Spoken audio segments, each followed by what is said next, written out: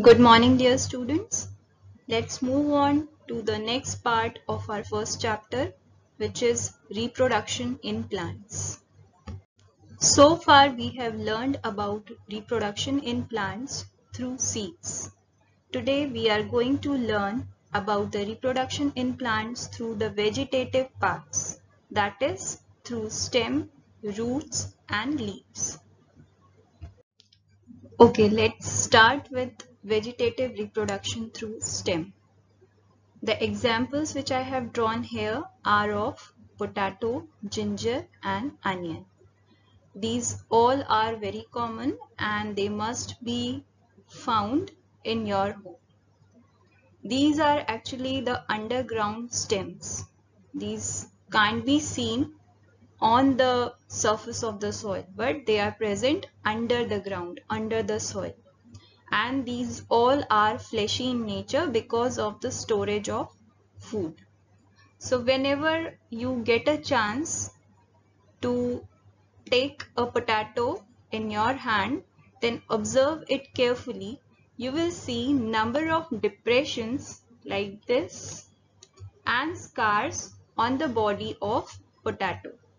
These scars are called eye. And if you keep the potato for some days, you will see very small growth from these eye. These growth are called buds. And if a potato is cut from this area and then sown in soil, it will give rise to a new potato plant. Same is the case with ginger. It is also an underground stem. And when you observe a ginger, you will see that it has number of margins on its body. You can see here, these are the margins. And on these margins, you can find very thin paper-like leaves. These are called the scaly leaves of ginger. And from these margins, these buds arise. And these buds give rise to a new ginger plant. Next example is of onion. In onion, we usually eat the pink part, isn't it?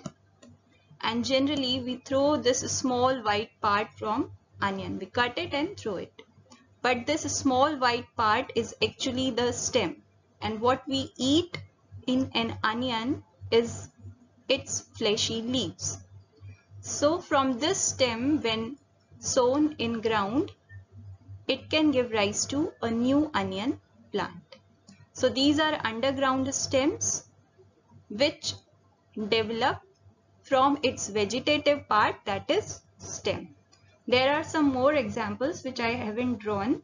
The most common is the rose plant.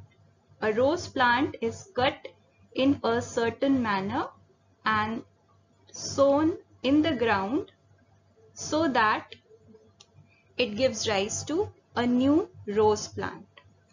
You must have seen money plant. In money plant also, the twigs are sown in the ground and it gives rise to a new plant. So these are the examples of those plants which reproduce by means of their vegetative part, which is stem. These are potato, ginger, onion, rose and money plant. Now, vegetative reproduction through roots. Here you can see the diagrams of sweet potato, carrot and turnip.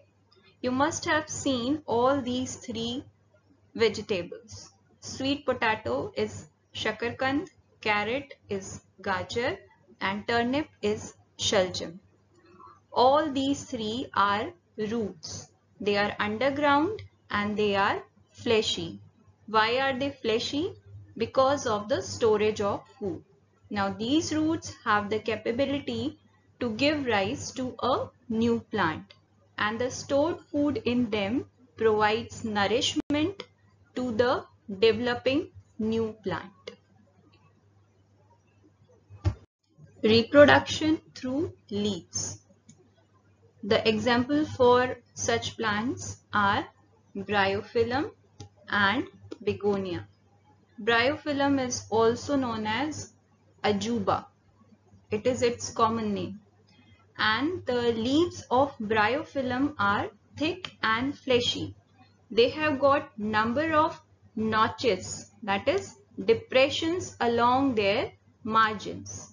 And in these depressions, the leaf buds arise. You can see in the picture also, there are buds which I have drawn with green and yellow color. These buds after some time fall on the ground and give rise to a new plant. Same is the case with begonia. Here in the center, 2 leaf buds are there. These leaf buds again fall on the ground and give rise to a new plant. In this way, you have seen that in spite of seeds, there are vegetative parts also responsible for the development of a new plant.